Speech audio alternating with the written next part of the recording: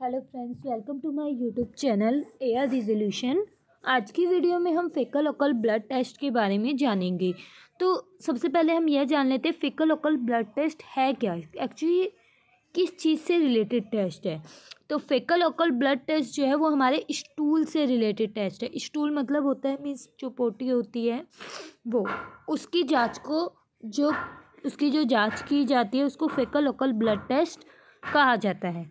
तो इस टेस्ट को और किस किस नाम से जाना जाता है, तो इसको स्टूल ऑकल्ट ब्लड टेस्ट भी कहा जाता है, ऑकल्ट ब्लड टेस्ट भी कहा जाता है, हेम ऑकल्ट ब्लड टेस्ट भी कहा जाता है। इसमें हेम ऑकल्ट ब्लड टेस्ट जो है कहा जाता है। अब फेकल ऑकल्ट ब्लड टेस्ट होता क्या है, तो ऑकल्ट मतलब होता है हिडन, मतलब हाइड, और फेकल मतलब होता है जो स्टूल है वो, अब ब्लड मतलब तो ब्लड ही होता है। तो फेकल ऑकल्ट ब्लड टेस्ट हमारे जो स्टूल होता है उसमें ब्लड प्रेजेंट है या नहीं जांचने के लिए किया जाता है। और जो फेकल ऑकल्ट ब्लड टेस्ट है ये डिटेक्ट होता है बाय केमिकल टेस्ट या माइक्रोस्कोपिक एनालाइज की मदद से।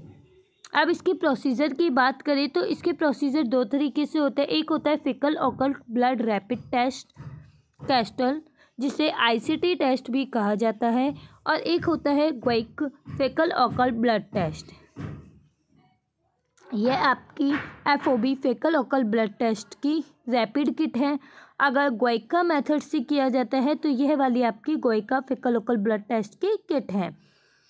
अब इसकी प्रोसीजर की बात करें तो अगर हम बात करें fecal occult blood rapid kit test की, तो यह हमारी किट है।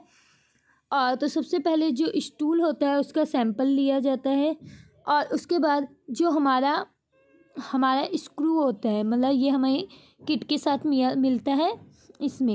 इसमें जो है आप इसकी कैप को तोड़ लेंगे। कैप को तोड़ने के बाद जो इसके अंदर बफर होता है, बफर में जो है आप मिक्स कर लेंगे स्टूल को बफर में मिक्स करने के बाद जो किट होती है उसमें सैंपल को डालेंगे। यहाँ पे थोड़ा सा सैंपल डालने के बाद आप चेक करेंगे, अगर आपके सी और टी दोनों लाइन पे आपके जो है लाइनिंग आती है डार्क, दैट मीन्स पॉजिटिव है, आपके स्टूल में जो है वो ब्लड प्रेजेंट है।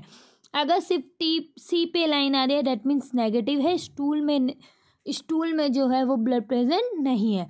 अगर आपकी टी पे लाइन आ रही है दैट मीन्स इनवैलिड है, आपको दोबारा टेस्ट करने की ज़रूरत है।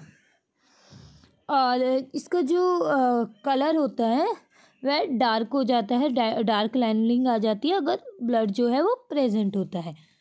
अब अगर बात करें ग्वाइका फेकल ऑकल्ट ब्लड टेस्ट की, तो इसमें जो है रीजेंट जो है वो पहले से ही प्रेजेंट होता है। जब इसमें स्टूल लगाया जाता है, स्टूल रब किया जाता है आपके ग्वाइका रीजेंट पे, स्टूल जो है रब करने के बाद अगर आपके ब्लड जो है प्रेजेंट होता है स्टूल में, तो इसका कलर जो है वो ब्लू कलर का हो जाता है। अब स्टूल होते हैं उसकी क्या क्या कारण, स्टूल में ब्लड के क्या क्या कारण हो सकते हैं। अगर विसल में कोई भी अबनॉर्मलिटीज़ है लार्ज इंटेस्टाइन में, तो पेशेंट के स्टूल में ब्लड हो सकता है। अल्कर की वजह से, हेमरॉइड्स की वजह से, इन्फ्लेमेशन इन इंटेस्टाइन की वजह से, या इन्फेक्शन इन इंटेस्टाइन की वजह से, फंगस इन्फेक्शन, वायरल इन्फेक्शन, या कोई भी इंटेस्टाइन में इन्फेक्शन की वजह से, अल्क्रिएटिव कोलिटिस्ट की वजह से, या कॉलन डिजीज़ की वजह से जो है स्टूल में ब्लड आ सकता है।